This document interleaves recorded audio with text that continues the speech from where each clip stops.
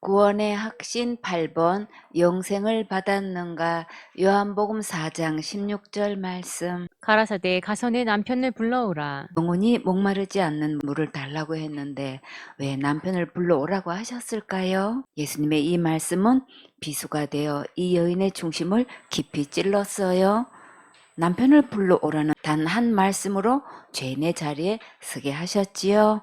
왜 이렇게 하셨을까요? 예수님 앞에서 죄인의 자리에 가야 구원의 은혜를 입을 수 있지요.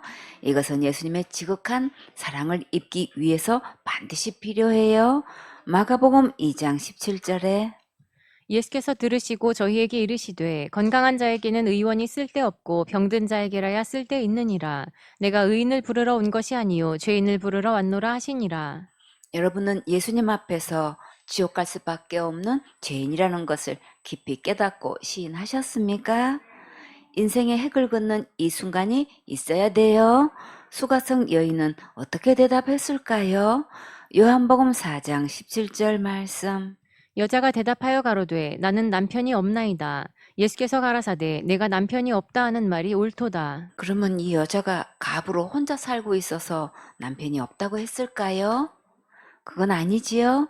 이 여자는 예수님께서 한눈에 자신을 다 보고 계시니까 너무나 두렵고 찔렸어요.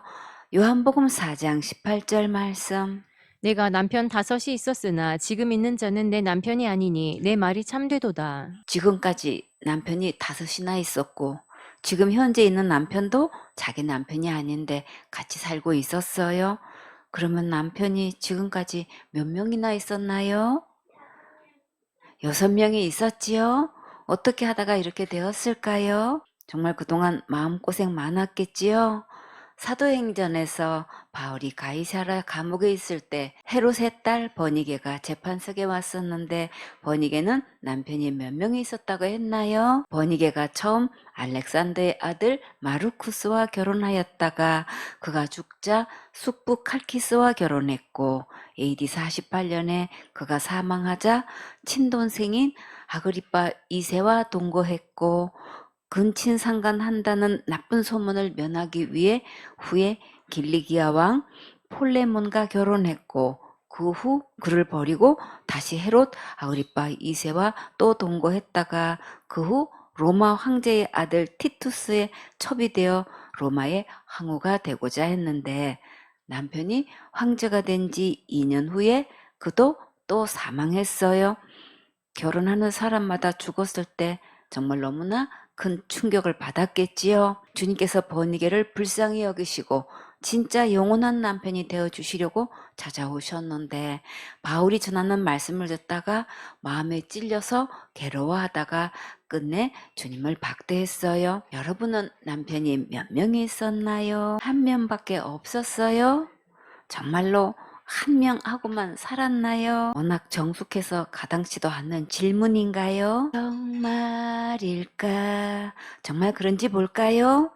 좋은 집에서 돈 많이 벌어다 주는 남편하고 살고 싶은 적 있었지요? 자기를 존중해주고 아끼고 사랑해주는 남편하고 살고 싶지요?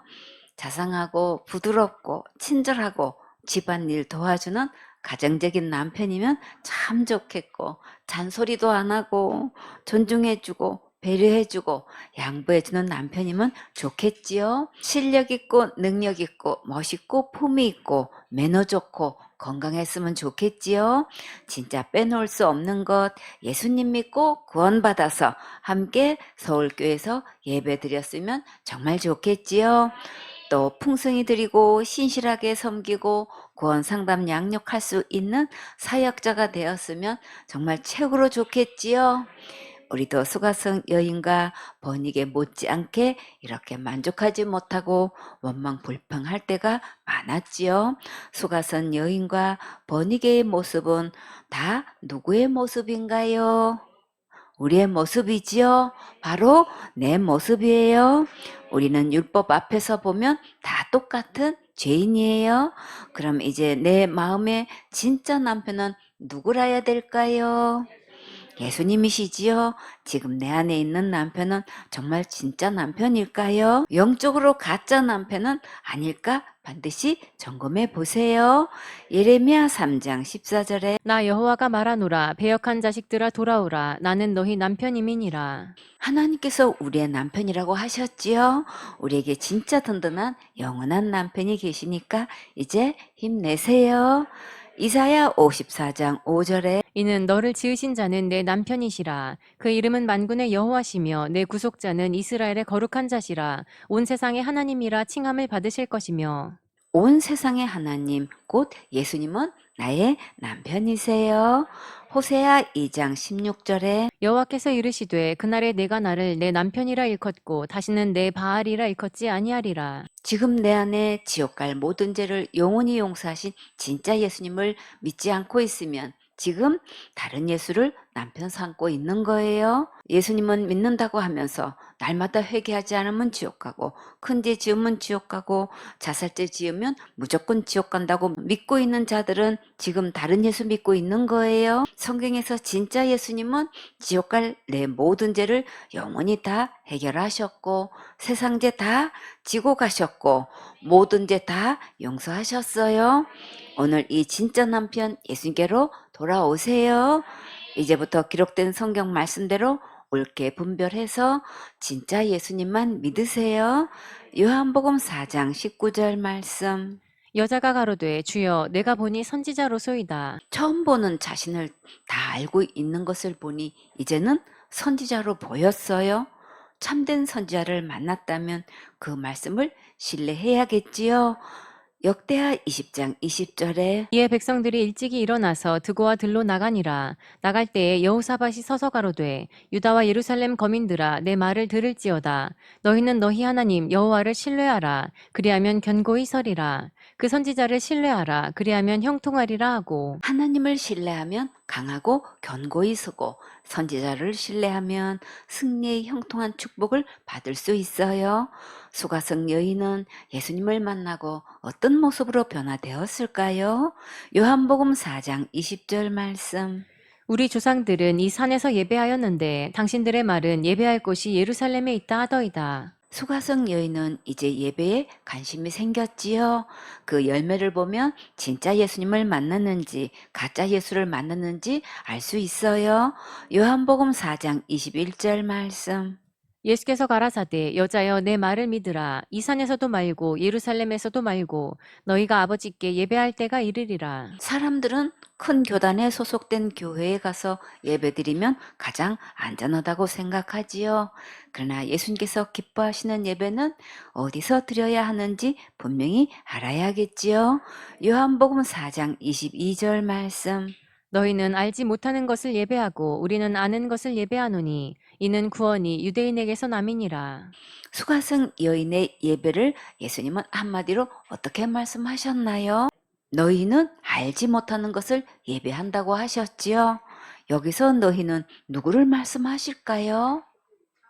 사마리아 사람들이지요. 우리는 아는 것을 예배한다. 예수님은 알지 못하는 예배와 아는 예배로 구별하셨어요.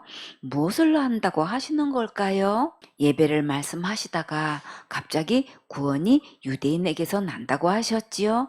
그러면 예배와 구원은 밀접한 관계가 있는 것을 볼 수 있겠지요. 하나님께 예배를 드린다고 하면서 구원에 대해서는 전혀 점검하지 않고 있고 예수님을 믿는다고는 하면서 정작 예수님의 이름의 뜻도 모르고 예수님께서 십자가에서 지옥 갈 내 모든 죄를 영원히 용서하신 것도 믿지 않고 있어요. 말로는 예수님께서 구원하셨다고 하면서도 믿지 않는 자가 너무나 많아요.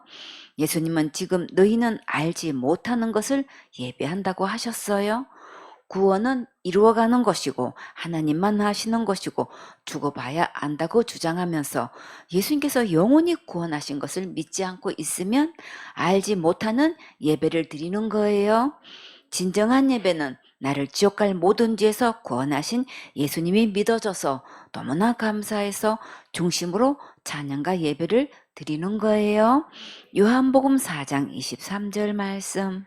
아버지께 참으로 예배하는 자들은 신령과 진정으로 예배할 때가 오나니 곧 이때라. 아버지께서는 이렇게 자기에게 예배하는 자들을 찾으시느니라. 자, 여러분은 지금 현재 구원받고 영생을 얻어서 예수님 안에서 참으로 하나님께 진정으로 예배드리고 있습니까? 예수님은 오늘도 이렇게 사모하며 예배드리는 자들을 찾고 계셔요. 신명기 10장 12절에 이스라엘아, 내 하나님 여호와께서 내게 요구하시는 것이 무엇이냐? 곧 내 하나님 여호와를 경외하여 그 모든 도를 행하고 그를 사랑하며 마음을 다하고 성품을 다하여 내 하나님 여호와를 섬기고 내가 오늘날 내 행복을 위하여 내게 명하는 여호와의 명령과 규례를 지킬 것이 아니냐?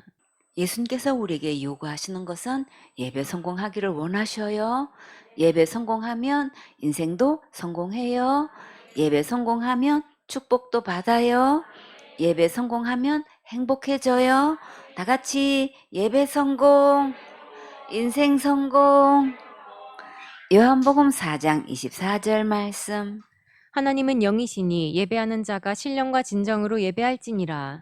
여기서 진정이 뭘까요? 참되고 애틋한 마음을 가지고 진실하게 예배드리는 것을 뜻해요. 마음은 다른 데 가 있고 또 염려, 근심, 걱정으로 마음을 빼앗겨서 몸만 앉아 있으면 안 되겠지요. 예배는 말씀을 사모하는 간절한 마음과 겸손한 마음으로 하나님께 집중하는 거예요. 하나님께 예배 드릴 때는 어떤 옷을 입어야 영적으로 진정한 예배를 드릴 수 있을까요? 꿈나무들, 그 정답은 어디에 있나요? 기록된 성경 말씀에 있지요. 출애굽기 39장 41절에 성소에서 섬기기 위한 정교한 옷, 곧 제사 직분을 행할 때에 입는 제사장 아론의 거룩한 옷과 그 아들들의 옷이라. 제사장이 입는 거룩한 옷이 따로 있지요. 하나님의 직분을 맡기 전에 먼저 거룩한 옷을 입어야겠지요. 출애굽기 40장 13절에 아론에게 거룩한 옷을 입히고 그에게 기름을 부어 거룩하게 하여 그로 내게 제사장의 직분을 행하게 하라. 이 거룩한 옷을 입어야 제사장의 직분을 행할 수 있어요. 하나님의 일을 감당하려면 먼저 거룩한 옷을 입어야겠지요. 레위기 16장 4절에 거룩한 세마포 속옷을 입으며 세마포 고위를 살에 입고 세마포 띠를 띠며 세마포 관을 쓸지니 이것들은 거룩한 옷이라 물로 몸을 씻고 입을 것이며. 제사장의 거룩한 옷을 입기 전에 먼저 목욕부터 하고 입으라고 하셨어요. 우리는 생수 되시는 예수님의 물로 먼저 몸을 깨끗하게 씻어야겠지요. 시편 29편 2절에 여호와의 이름에 합당한 영광을 돌리며 거룩한 옷을 입고 여호와께 경배할지어다. 하나님 앞에 예배를 드릴 때는 모두 거룩한 옷을 입고 하나님께 합당한 영광을 돌려야 되는 거예요. 시편 110편 3절에 주의 권능의 날에 주의 백성이 거룩한 옷을 입고 즐거이 헌신하니 새벽 이슬 같은 주의 청년들이 주께 나오는도다. 새벽 이슬 같은 주의 청년들이 거룩한 옷을 입고 주의 권능의 날에 즐겁게 헌신했어요.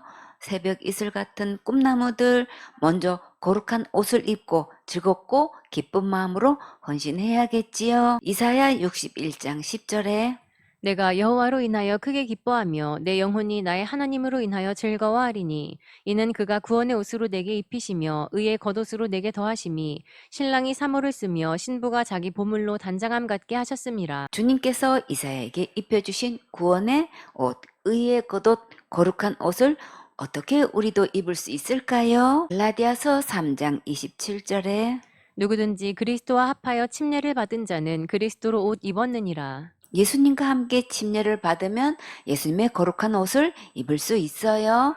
그러면 어떻게 하면 예수님과 함께 침례를 받을 수 있을까요?